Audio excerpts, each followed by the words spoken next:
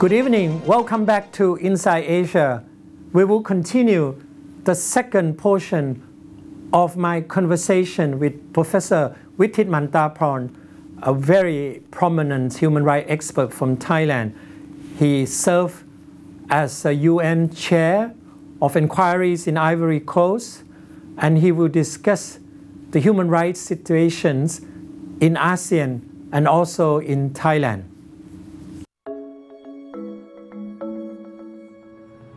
Human rights is, geez, that's a good question. Human rights. Oh, that's a tough one. Wow. I don't even know how to give that a definition. I would probably have to do a little bit of homework or something. Yeah, any right that I think just as a normal, human, The rights that humans have? Oh, that's a very large debate. Tú le puedes preguntar a 20 personas y te van a dar 20 diferentes opiniones. Non saprei, è una domanda complicatissima. Yes, we just take them for granted that they're there, but we don't even consider what they are.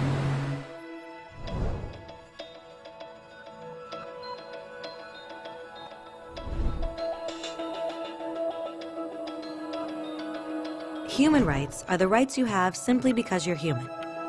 It's how you instinctively expect and deserve to be treated as a person, like the right to live freely, to speak your mind, and to be treated as an equal. There are many kinds of rights. Most apply to a certain group. But human rights are the only ones that apply to absolutely everyone, everywhere. That means kids, old people, poor people, basketball players, garbage men, rappers, teachers, Africans, Indians, Albanians, Christians, Muslims, Kabbalists, atheists, your mom, your dad, your next door neighbor, and you all have the exact same human rights. In other words, they're universal. But the question remains, what are they? In this case, when you interview some of those victims from all kinds of groups, how will you verify them? Well, first of all, because you're not there all the time, it's very important that you send out field people beforehand. And very fortunately, UN Human Rights and UN as a whole has had a field presence in the Ivory Coast for many years. I see. For example, there's a representative of the Office of Thai Commissioner of Human Rights there. And so information was available already.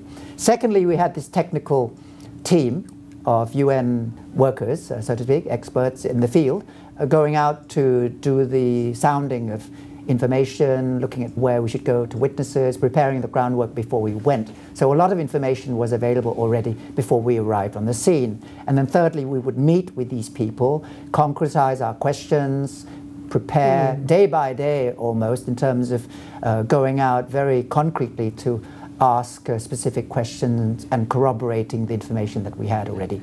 While remembering that the three commissioners, the Commission Inquiry was and is an independent commission. It was our assessment, even though, of course, we bore in mind information coming from many sources, such as UN, NGOs, etc. And the ultimate recommendations are from us as independent people. And it was pro bono work as well. I mean, the travel and so on was covered by the UN, but it was done free. Interview with North Korean refugees and those who live in exile help in your work? Very much. In what way? Well, very much. In fact, it's a very long-standing thing because ever since my arrival in Thailand, 30 plus years ago, I was doing interviews with local people, with refugees on the border, and it was very important to go out and to be open to information. I would always learn that the interview process at the local level should not be a sort of one-way affair. In fact, I'm sort of used to asking people to ask me questions first. I see. So rather like today, you asking me things first. And that's how we sort of create a sense of confidence in what I would like to discuss ultimately. You must have a personal rapport. It's a mutual thing. So you create a certain environment where you nurture a sense of trust. And I don't like exploitative interviews. And I always indicate to people that it should not be one way. So, you chat, people can ask you questions and so on. And then when they trust you a bit more and so on, they start to open up anyway. You don't even have to ask questions ultimately. And that's what happened a lot in fieldwork in Thailand, in relation to the North Korean refugees elsewhere. And those elements taught me very much about field work. And then this helped a lot in the Ivory Coast in terms of going out and sharing and being with people. And it's a soothing process as well. You know, it's not just an interview. Often it's a sort of counseling process whereby people, you know, people come and cry, and you might, or I might cry too, almost, in terms of the stories that you hear. It's a kind of disclosure. Yes, and if they trust you, you don't even have to ask questions. They will tell you about their lives. Out. And there'd be many situations where, you know, you just sit there almost crying with people. It also sort of nurtures within me a sense of responsibility in terms of carrying through that voice and those sad tears to the upper levels of the UN and so on, to use that inspiration to catalyze change. So it's never a piece of paper for me, you know, a report of 30 pages or more. It's always the human voice, the human face behind it that really counts. And I use the paper, so to speak, of the report as a conduit, as a means of change to channel those concerns from the field upwards to mobilize the international community to act. With this concern, it's not the new concerns. You have tried to express this concern when you're part of the draft of the ASEAN, the so-called ASEAN Intergovernmental Commission for Human Rights. And when you look back now, given all your experience, are you quite happy with ASEAN, the way it has moved on for the past 2 years? You wish you could have done something better? You wish you could be more aggressive, could be a little bit pushover? I think you're now turning to Southeast Asia, and I'm happy to turn to that after Africa and other regions, the world, such as North Korea. And so this is of course, immediate concern because we're in Southeast Asia. And what we're now talking about is ASEAN, Association of Southeast Asian Nations, and the setting up of a human rights mechanism. And as you are very familiar, and you've worked on this, and I've worked on it too, in 1993, the ASEAN foreign ministers came together after the World Conference on Human Rights, stating that they would look to the possibility of establishing a human rights mechanism for the region. And not just nationally, but regionally. And so after that, they didn't take this up so actively, and it was incumbent upon many of us, including my humble self, to push for the realization of this. And so in 2006, 7, 8 period, this came to pass. We had the ASEAN Charter, that's right, which was a treaty with constitutional elements for the region. And in the ASEAN Charter, it said that we should set up a human rights body. And after that, Thailand was made chair of the whole process, and Ambassador Siasak was chair of the process, and I was asked to sit effectively in the Thai chair with the other 9 countries there. So what we had to evolve during the year was to draft the terms of reference, which is the mini-constitution establishing this, what would ultimately be a Commission on Human Rights. And so after that 1 year, there was the establishment of what is now known as, through acronym, AICHA, or the ASEAN Intergovernmental Commission on Human Rights. Yes. Am I satisfied or not? I think it's a process, it's a beginning, and I was very honored and happy to be there. I think I was the only one who was not sort of government formally, but more academic come NGO through that capacity. And it was very important to be there to share the perspective of civil society and to push as much as possible for various elements concerning human rights in this region. I would say particularly the element of protection of human rights. Yes. And the Commission has established now, the mandate is slightly more on promotion, such as education, capacity building. Well, promotion is easy. You can say one thing, say, I promote human rights, you already did your job. That's right. Protection is much more difficult. Do you think ASEAN should amend AICHA and make it much more tighter and follow universal standards? Well, it's a step-by-step affair. I mean, from the Thai perspective, particularly Thailand and some other countries tried to put forward various ideas to have a more concrete protection elements. For example, it's generally known that we wanted the possibility of individuals and communities communicating directly with the Commission. But that's not there because other countries were not ready. However, other elements are there, such as the possibility of the Commission to receive, to seek information and to link up with NGOs generally, rather than receiving complaints and communications from individuals concerning violations. You have a global experience. Can you explain to me why Asia is the last regions to have human rights mechanism? In Africa, they already established human rights courts and others, human rights protection mechanism. Can we, in Asia, accelerate this area? I think the simple answer, first of all, is that Asia is a very big region with great diversity. And civilization. Heterogeneity is the word. It doesn't mean it's impossible to cooperate, but it's to be borne in mind. We have the world's biggest democracy, and we have the world's biggest non-democracy. Sure. And we have the world's biggest democracy with the world's biggest Islamic population, as well as the world's smallest countries in a certain way. So, it's pretty diverse. In practice, I think that the space is open to a variety of initiatives, not necessarily the big 60-country Asia, but also possibly small initiatives. So West Asia, we have an Arab Charter of Human Rights, so it's more specific. You can call that sub-regional if you like. And in South Asia, with the South Asian group, we have various treaties concerning protection of women and children. Migrant workers in the future? In Southeast Asia, even before AICHA, we had a declaration on the rights of migrant workers, and now we have AICHA. So I think it's smaller scale initiatives, not necessarily macro, but sort of middle scale or smaller scale, have come into play. And the crunch, I think, is really implementation. It's not necessarily the mechanism, but how to implement it well and to have a variety of mechanisms as possible ways to propel implementation.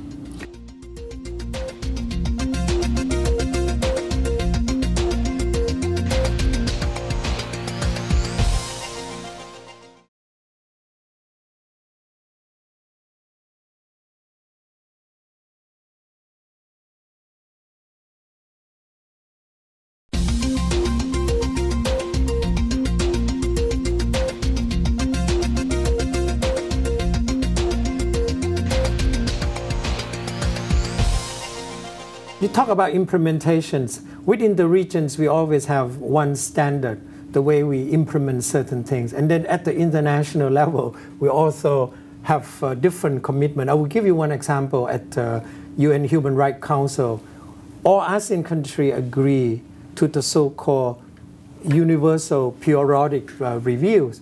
But once it go down to the ASEAN level, all member countries said no. Why? Yes, historical balance is needed here. The process of universal periodic review is really a periodic review process of all countries. 4 years. That comes into play for all countries. Yes. And it means that it opens the door to sort of gentle assessment. I'd say gentle assessment. Why gentle? Because it's not a sanctions-based process. It's really receiving information and then encouraging change. And the information that the UN is open to in this review process, and it's really under the UN Human Rights Council, the information comes from the country, the government. 2, it comes from NGOs and national human rights institutions. And 3, it comes from UN as a whole. And then it's sort of blended into a sort of open dialogue and discourse with the government, and then with recommendations. So it's a sort of gentle nudge in terms of what should be done. It does not lead to sanctions. It's nothing to do with a very hard stick type of approach. It's more sort of gentle, slightly carrot-based approach.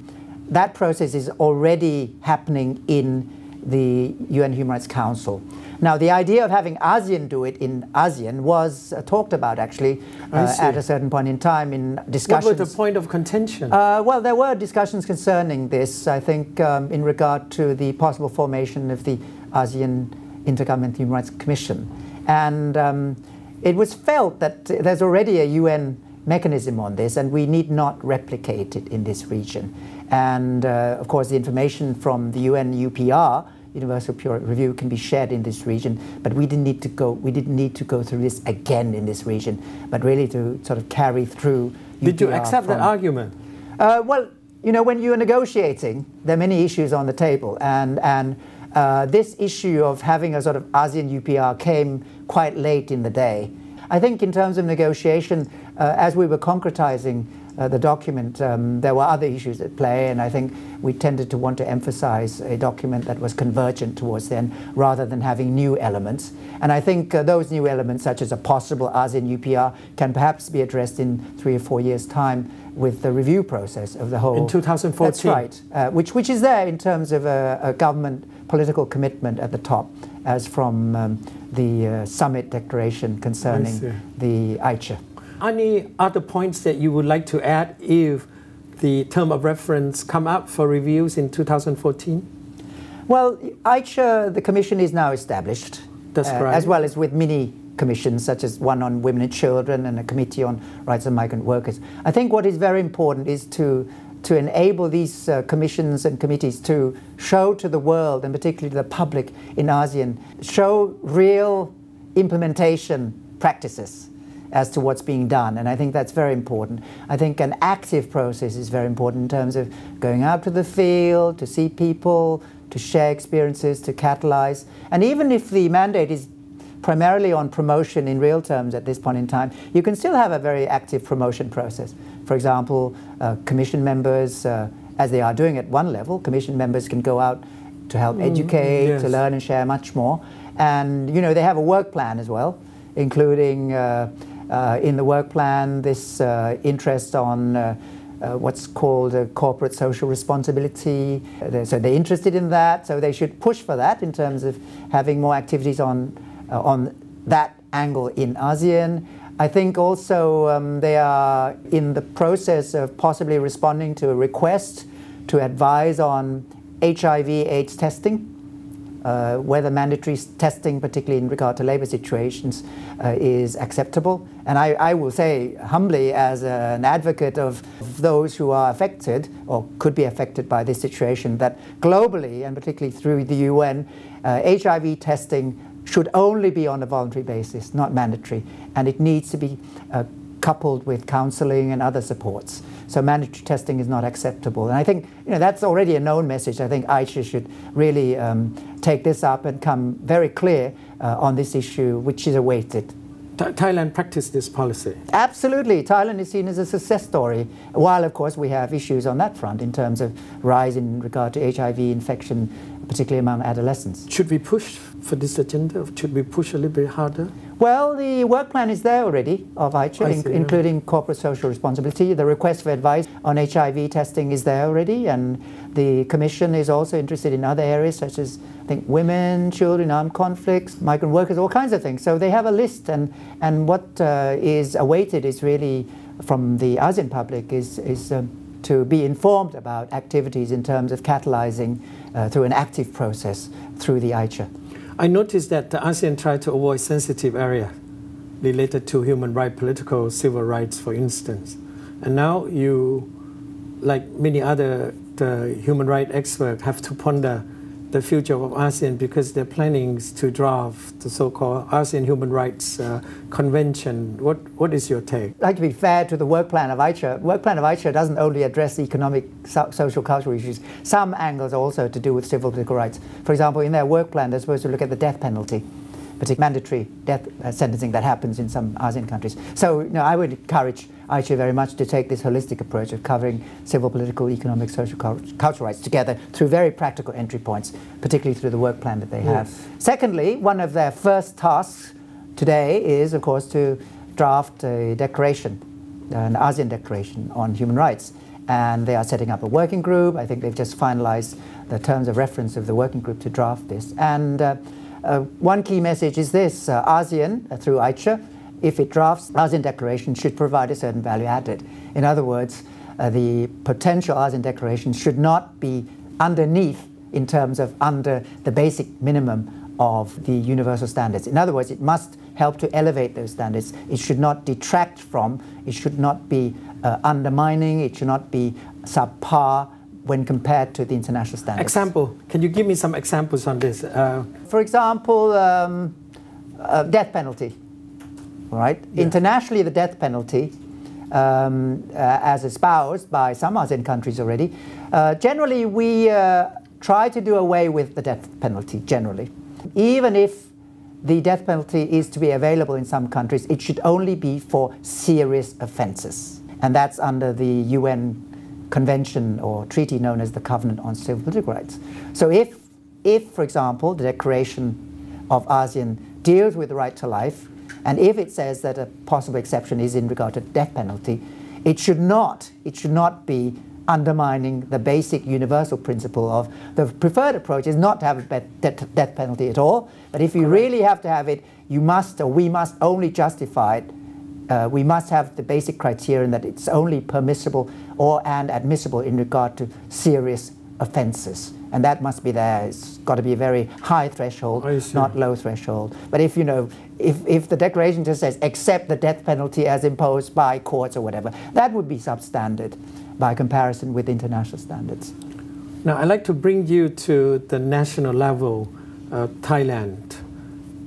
With your experience, how do you view human rights protections under the Thai Constitution and the implementation of all those articles related to human rights and human dignities? I think the Thai Constitution, as public may know, dates back to 1930s, and we've had 18.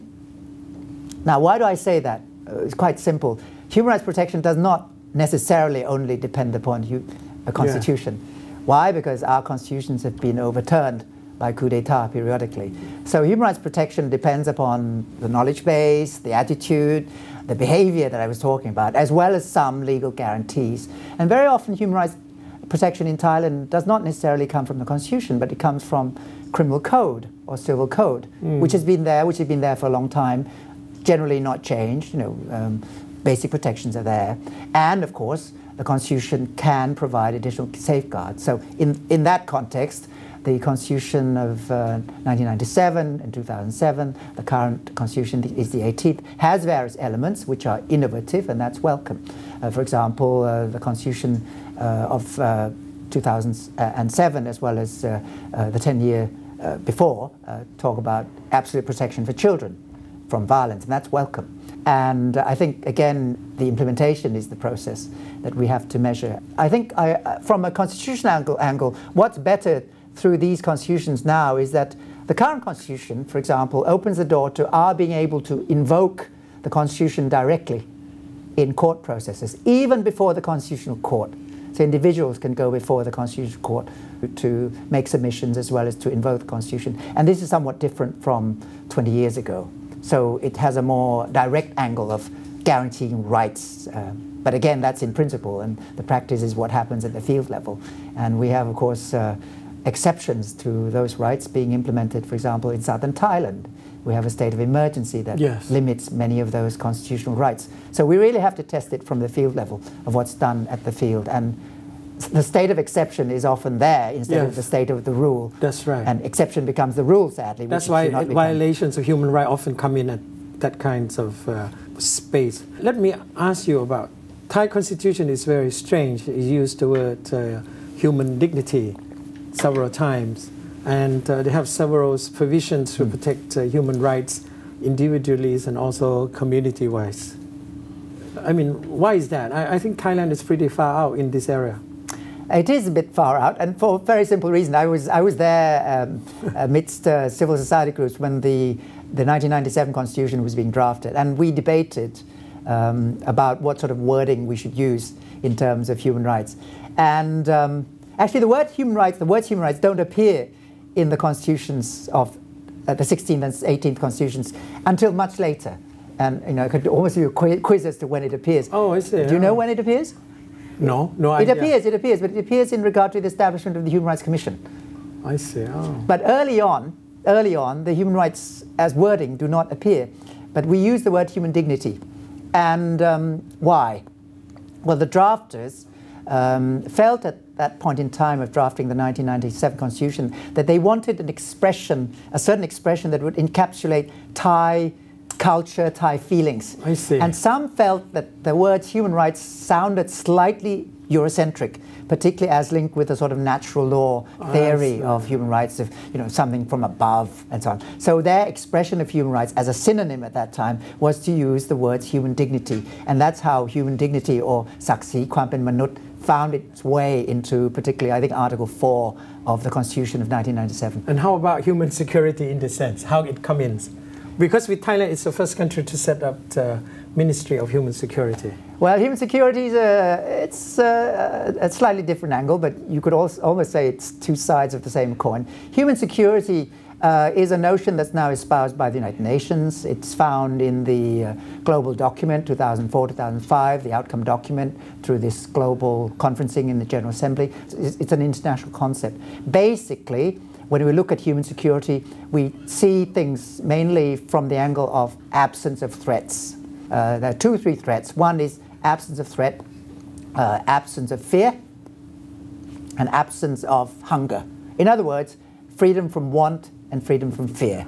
So those are the 2 test cases in regard to human security.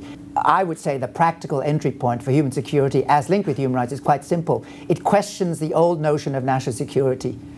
So it's a very good entry point to question the rather antiquated notion of national security, to shift that, to measure national security through the eyes of human rights by saying, well, if you have a policy on national security, what does it really mean in terms of response to people's basic needs, basic rights, from the angle of want and fear?